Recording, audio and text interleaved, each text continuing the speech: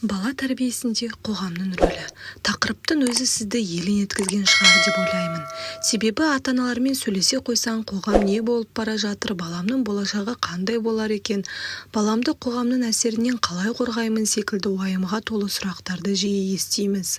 Иә, балаға қоғамның әсері өте көп екенін айтпасақ та түсінікті. Жалпы қоғам деген кезде әңгіме кімдер жайында? Қысқаша сипаттайтын болсақ, көрші-қолаң, дос-жаран, туған-туыс, бала-бақша, мектеп деп кете береміз. Баламыздың тәрбиесінде осы аталғандардың әрқайсысы әртүрлі деңгейде жақсы немесе жаман әсер етеді. Тіпті кейде бұлардың әсері үйдегі әке-шешеден де қаттырақ болып кетеді. Қазақтар тойшыл, туысқаншыл халық болғандықтан көрші-қолаң, дос-жаран, туған-туыс жиі бас қосамыз. Сол бас қосуларда балаларымызды да өзара араластырып бір-бірінен әсерленеді. Кейде сізге ұнамайтын кейбір жағымсыз қылықтарды да сіңіруі әбден мүмкін. Мысалы, сіздің үйіңізде ешкім боғауыз сөз айтпайды делік. Бір жиыннан кейін балаңыз боғауызды үйреніп алып, үйде айғайлап айтып жүруі ғажап емес. Балаларымыз күнде аулаға шығып, көршілеріміздің балаларымен ойнайды, олардан әсерленеді. Достарымызбен немесе туыстарымызбен бас қосулар болған кезде олардың балаларымен араласады. Балабақша мен мектепте де әртүрлі отбасыда тәрбие алып келген балалармен бірге уақыт өткізеді. Демек, біздің тек қана өз баламызды керемет қылып тәрбиелеуіміз жеткіліксіз екен. Біз балаларымызға сенімді орта дайындауға да міндеттіміз.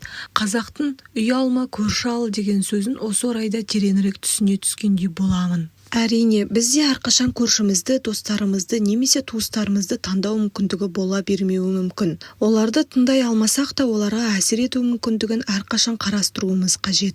Бала тәрбиесіне, отбасы құндылығына қатысты қандай да бір жаңа ақпарат тапқан кезде оны ең жақынымызбен бөлісуіміз керек. Әрқайсымыз осылай атсалысып бала тәрбиесін трендке айналдырар болсақ, аз уақыт ішінде қоғамда да оң өзгерістер болары хақ. Ал керісінше әрқайсымыз үйімізде ашуымызды баламыздан алып, оларды агрессияға толтырып жіберсек, онда бұл қоғамда өмір сүру қиынның қиынына айналады. Кейбір ата-аналар саған тиіссе, сен де аяма, ұр оларды деп балаларын қайрап, достасуға емес дұшпандыққа шақырып жатады. Ата-анасынан осындай ақыл кеңес алып, мектепке барған бала бастапқыда қорғану мақсатында ұрып жүрсе де, уақыт өте келе өзі балаларға тиісетін балаға айналып шыға келеді.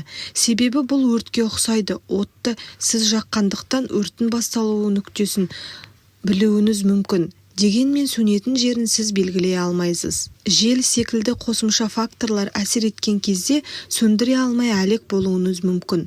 Дәл сол секілді балаңызға өзін қорғасын деген оймен басқаларды ұруды үйретіп алып, ертең қойғыза алмай әбігерге түсесіз. Уақыт өте келе сіздің балаңызға шағым түсе бастайды. Заман өзгермейді, адам өзгереді деген керемет сөз естіген едім. Маған қатты ұнады. Бізде заманды, қоғамды кінәлай бергенше өзімізді тәрбиелеп, жақсы жаққа өзгерсек және айналамыздағылардың да өзгеріске қарай қадам басуына өз үлесін қоссақ, заман да қоғам да өз қалпына келеді. Ең бастысы біз өзіміздің ұрпағымызға жарқын болашақ қалдырып кете аламыз. Айналадағыларымызға қалай әсер етеміз дегенге келер болсақ, қазіргі таңда оның жолдары өте көп. Өзіңіз оқып тоқығандарыңызды түсіндіруден бастап кетсеңіз болады. Әрине, түсіндірген кезде де оның жолын білу керек. Егер ебін білмей, бас көздемей төтесінен ұратын болсаңыз, онда өзіңізден қашырып алуыңыз мүмкін. Тіпті кейде басқалардың мазағына айналып, күлкіге қалуыңыз да ғажап емес. Мысалы, бір жиында отырған кезде 10-15 минут болса, отбасы құндылығы, бала тәрбиесі секілді тақырыптарды қозғап, әркім өз оқыған-тоқығандарымен бөліссе болады деп ойлаймын. Қазіргі технологияның дамыған уақытында әлеуметтік желі секілді мүмкіндіктерді де пайдалануға болады. Нақтырақ айтар болсам, бала тәрбиесіне қатысты құнды ақпарат тапқан кезде сол ақпаратты WhatsApp арқылы жақындарымызбен бөліссек болады. Немесе Instagram, Facebook желілері арқылы жеткізе аламыз. Осы мысалдар арқылы менің жеткізгім келгені бала тәрбиесін трендке айналдырып, бала тәрбиесіне немқұрайлы қарап жүрген ата-аналардың оянуына себепкер болу. Ата-аналарымыз оянып саналы әрекет ете бастаған кезде балаларымыз да саналы болмақ. Саналы ата-ананың саналы баласы болады. Енді кейбір ата-аналар мен басқаларды қайтемін, өз баламды жақсылап тәрбиелеп жетелесем жетпей ме деп маған қарсы уәж айтуы мүмкін. Бір қараған кезде солай көрінетін шығар, бірақ олай емес. Себебі біздің балаларымыз бізбен бірге өмір сүріп жатқан қоғамда өмір сүріп жүр. Біз қанша жақсы тәрбиелеуге тырыссақ та қоғамның әсері болары сөзсіз. Сол әсерді азайту үшін немесе балаларымыз өмір сүретін ортаны жақсарту үшін біз тек өзімізді ғана ойламай, айналадағыларымызды да ойлауға міндеттіміз. Бұл ойымды мына бір мысалмен түсіндіруге тырысайын. Біз бәріміз бірге өмір атты мұхитта қоғам деген кеменің ішінде келе жатырмыз. Бұл кеме бірнеше қабаттан тұратын кеме. Кейбір адамдар жоғарғы қабат жайлы жол жүріп келе жатса, ал кейбіреулерге кеменің ең төменгі қабаты жертөледен орын тиген. Егер жоғарғы қабаттағылар басқаларды қайтемін, өзім жақсы өмір сүрсем болды емес пе дейтін болса, төмендегілердің ашуына тиюі мүмкін. Төмендегілер ашуланып немесе іштері пысып, кемені ойып тесе бастаса не болатынын көз алдыңызға елестетіп көріңізші. Сіз жоғарыда отырып алып, жертөледегілер су алса ала берсін дей аласыз ба? Егер кеме тесіліп су кіре бастаса, сәл уақыттан кейін бұл кеме ішіндегілермен бірге суға батады. Дәл осы мысалдағы секілді қоғамдағы жағымсыз оқиғаларға немқұрайлы қарап, көңіл бөлмейтін болсақ, мәселені шешуге тырысып, ағарту жұмыстарын қолға алмасақ, онда біздің қоғам да суға батады. Қоғамымыз былыққа малынып бұзылған кезде біздің аман қалуымыз қиын секілді. Сондықтан әрқайсымыз қоғамдағы отбасы мәселесіне, бала тәрбиесі тақырыбына немқұрайлы қарамай, жақсы жаққа бағытталуына ат салысып, өз үлесімізді қосуымыз керек. Балаларымыздың қоғамнан әсерленері сөзсіз деп жатырмыз. Онда әсерін минимумға түсіру үшін не істей аламыз деген сұрақ сізді ойландыра бастаған шығар. Сіздің бұл сұрағыңызға Абай атамыздың сөзіне сүйене отырып жауап берейін.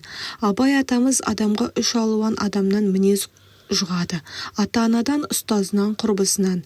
Әсіресе олардың қайсысын жақсы көрсе, содан көбірек жұғады деген қағида арқылы ата-аналарға шешім жолын көрсетіп кеткен екен.